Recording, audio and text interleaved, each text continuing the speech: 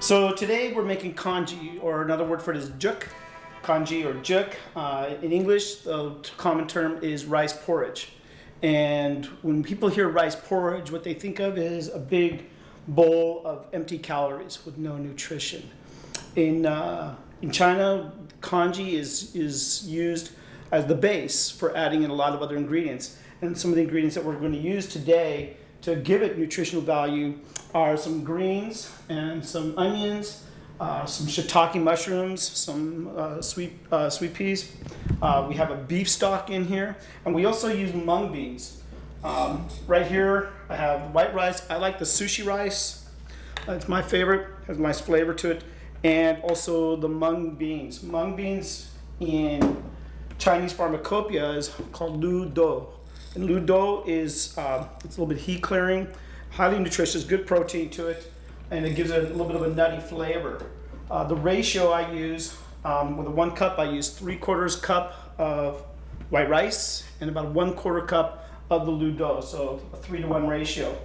I start off with about 6 cups of water. When I get it to a boil, I add in the grains and the beans, and I continually am adding water into it until I get the consistency that I want. This has been cooking for a little while now. I also have a big bone in there to get some good flavor to it. I just got a beef bone from the butcher. I also added in some slices of ginger that will continually cook through it to kind of counter the coldness of the mung beans, and then the warmth of the ginger helps it to kind of neutralize the temperature. This has been cooking here for about 2 hours.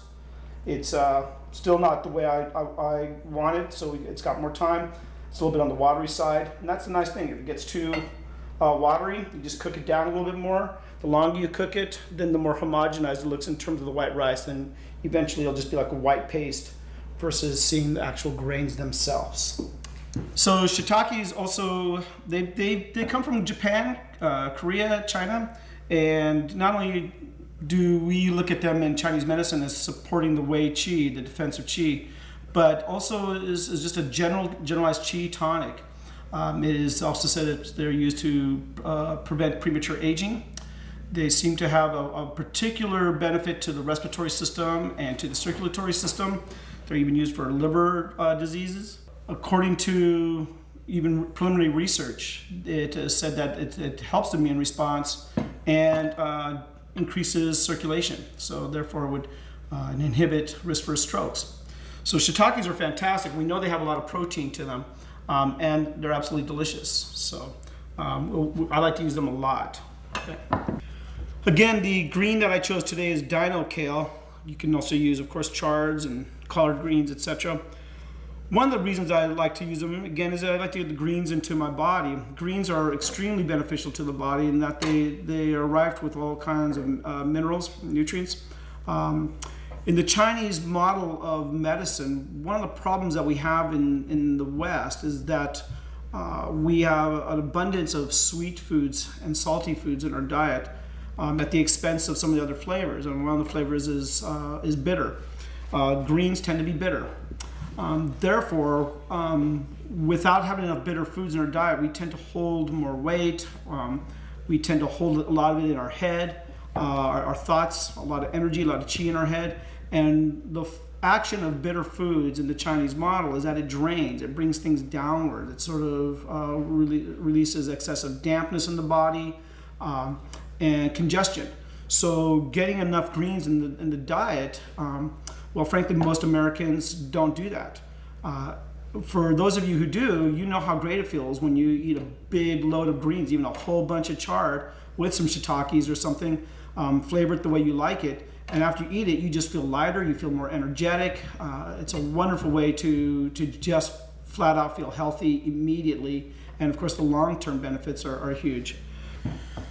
So ginger, what is Asian food without ginger? It is one of the primary spices of many, many meals. Of course, it's a root, and it is highly aromatic. It means it's activating. So it helps to reduce congestion in the body, obstructions. So in the sense that it sort of frees the energy in the body to move. It works particularly well in the stomach and the digestive system, which that's one reason why some people say after eating a Chinese meal, you're hungry again in an hour. Well, part of it is because you're digesting quickly. The food's not just stagnating in your gut. So ginger is part of that process. It also is particularly helpful for the respiratory system in opening and expanding the lungs. So in this regard, the stomach, the digestive system, and then the respiratory system, these are primary sources of qi for us to help us digest and to just simply be active. So ginger is important on a medicinal level. So when I make jook, simply I just cut some slices. They can be cut rather crudely, and I don't do more than about 5 or so slices, just like that, and they're thrown right into the pot to cook with the rice, the mung beans, and the bones for the duration of cooking. If you want to have it more spicier or more flavorful, you can add them at the end as well, and for the last 15 minutes or so, versus the hours and hours of cooking jook that I usually do. So ginger slices. Here's our free-range omega-3 eggs. Omega-3s, by the way, it's best to get your omega-3 eggs. Omega-3s are an essential fatty acid that, without going into all the molecular information on it, what it basically, the omega-3, any omega-3s fatty acids do is that they reduce inflammation in the body. And there's a lot of theories about many of the modern day diseases, such as diabetes and heart disease and cancer, are due to a diet heavily weighted towards omega-6s at the expense of omega-3s. And this is an important ratio, that we want to have a diet like our ancestors, which was very high in omega-3s.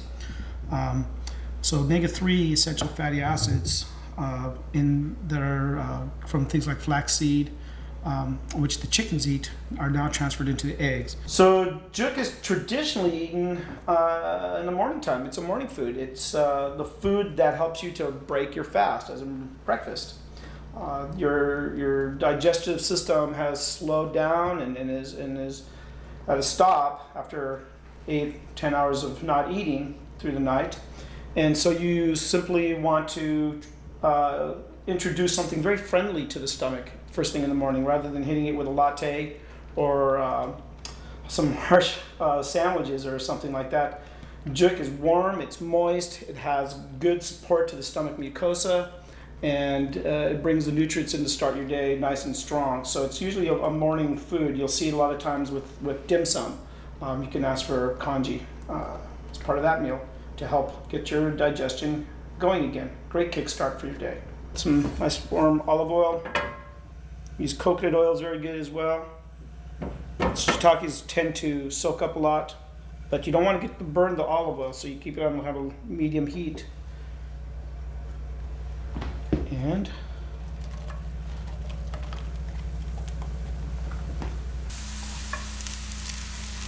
this is just a very light saute, but like I said, the kale is a little bit tougher, more fibery green compared to, say, bok choy or chard.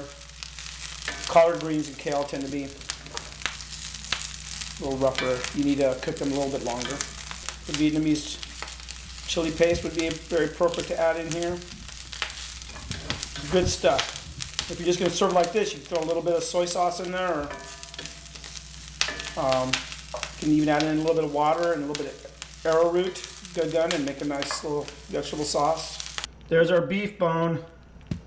It's been in there for several hours, so you get a nice flavor of beef here. You can use pork, you can use fish, you can use chicken bones or turkey bones. Let's go with a little bit of greens and shiitake. Start with some of that. And some of the egg.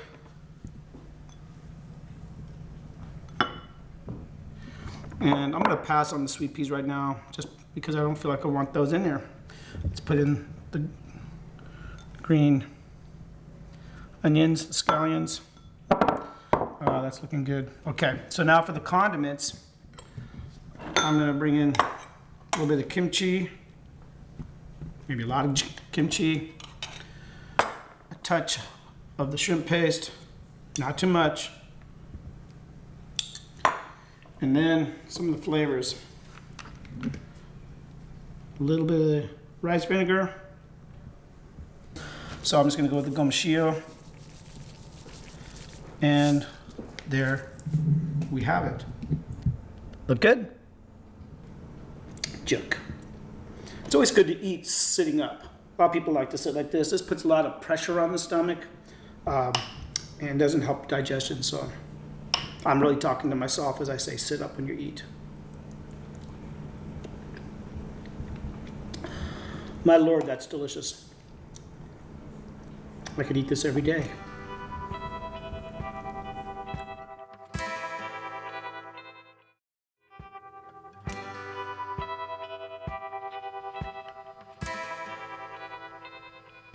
What I would like to show and tell today is I would like to talk about this book that I recently purchased on eBay. This is from the Qing Dynasty, 1740. This is a textbook. Each book has been bound by string, silk, I'm imagining, silk threading. And the books are in great condition. Each book is titled, this is actually a relic. This is really an amazing piece of acupuncture history. But here we have figures and we have titles and information talking about acupuncture conditions and points. And if you look at this paper, you can see through it with the light that the paper is a really high quality. I mean, this is 270 years old and it's just as strong as any paper today. You can shake it and it's made to last. It'll probably be here another 270 years. So the modern day textbooks of today, which are, stuff that you know, and in the day, all of this has been transferred into this.